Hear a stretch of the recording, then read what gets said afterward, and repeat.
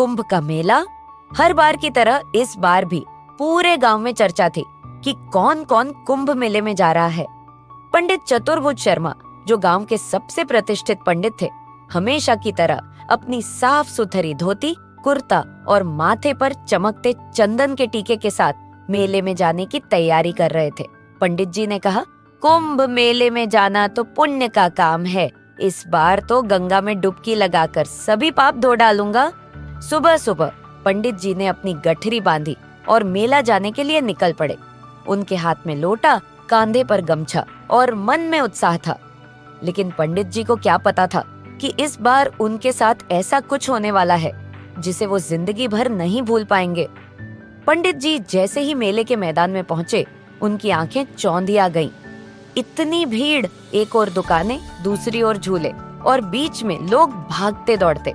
पंडित जी ने सोचा, पहले गंगा स्नान कर लूं, फिर भंडारे में प्रसाद पाऊंगा। लेकिन गंगा घाट तक पहुंचने का रास्ता इतना आसान नहीं था। चारों तरफ भीड़, शोर शराबा और तरह तरह की आवाजें। चलते चलते पंडित जी का ध्यान भटक गया। अचानक उन्होंने देखा, एक बड़ी टोली नगाड़े बजाते, मंत्रोच्चार करते और त्रिशूल लिए जा रही थी। पंडित जी ने सोचा, अरे ये तो नागा साधुओं की टोली है, इनका आशीर्वाद लेना चाहिए। पंडित जी चुपचाप उस टोली के पीछे पीछे चलने लगे। पंडित जी को अखाड़े में बैठाकर सबसे पहले उनका स्वागत किया गया। एक साधु ने पूछा, नया नाम क्या रखोगे? पंडित जी ने अचकचाते हुए कहा, मेरा नाम तो चतुर्भुज शर्मा है। यह सुनकर सभी साधु जोर जोर से हंसने लगे। एक साधु ने कहा, तुम्हारा नाम अब नागानाथ होगा, ये अखाड़े की परंपरा है। पंडित जी ने सोचा, यह कैसी मुसीबत है, मेरा नाम चतुर्भुज से नागानाथ हो गया। फिर उन्हें नियम बताए गए, जैसे हर सुबह 4 बजे उठना, गंगा स्नान करना, भभूत लगाना और मंत्रोच्चार करना। पंडित जी को यह सब सुनकर ऐसा लगा जैसे वे किसी तपस्या में फंस गए हों।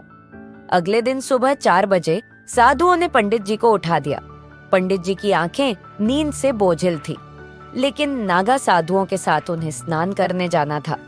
गंगा घाट पर पहुंचकर जब पंडित जी ने देखा कि सारे साधु बिना कपड़ों के स्नान कर रहे हैं, तो उनका दिल बैठ गया। उन्होंने कहा, मैं यह नहीं कर सकता, मुझे मेरे कपड़े चाहिए। इस पर एक साधु ने कहा, यहाँ कोई शर्म नहीं करता, यह हमारा नियम है। पंडित जी मन ही मन सोचने लगे, हे भगवान, यह कैसा नियम है, मुझे यहाँ से जल्दी भागना होगा। स्नान के बाद पंडित जी को भजन गाने को कहा गया। पंडित जी ने भजन शुरू किया, लेकिन उनका सुरा बिगड़ गया। सभी साधु हंसने लगे। एक साधु ने कहा, तुम्हें गाने की दीक्षा भी लेनी पड़ेगी। फिर उन्हें भंडारे में सेवा करने के लिए कहा गया। भंडारे में पंडित जी ने पूरी खिचड़ी परोसी, लेकिन उनकी थाली इतनी गड़बड़ हो गई कि लोगों ने शिकायत कर दी। एक साधु ने कहा, तुम्हें सेवा का भी अभ्यास करना होगा। पंडित जी को लगा कि नागा साधुओं के साथ रहकर उन्हें विशेष आशीर्वाद मिलेगा। टोली के बीच में पहुंचते ही एक साधु ने उन्हें भांग वाला प्रसाद थमा दिया।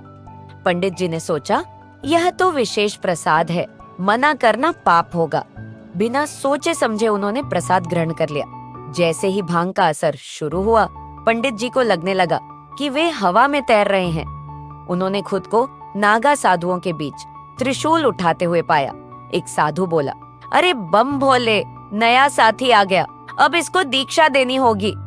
पंडित जी को दीक्षा देने के लिए नागा साधुओं ने उन्हें गंगा में डुबकी लगवाई। पंडित जी चिल्ला रहे थे, अरे भैया, मैं पंडित हूँ, नागा साधु नहीं। लेकिन किसी ने उनकी एक न सुनी। साधुओं ने उन्हें धुआं धुआं भभूत लगाया और कहा, अब तुम हमारे अखाड़े के सदस्य हो।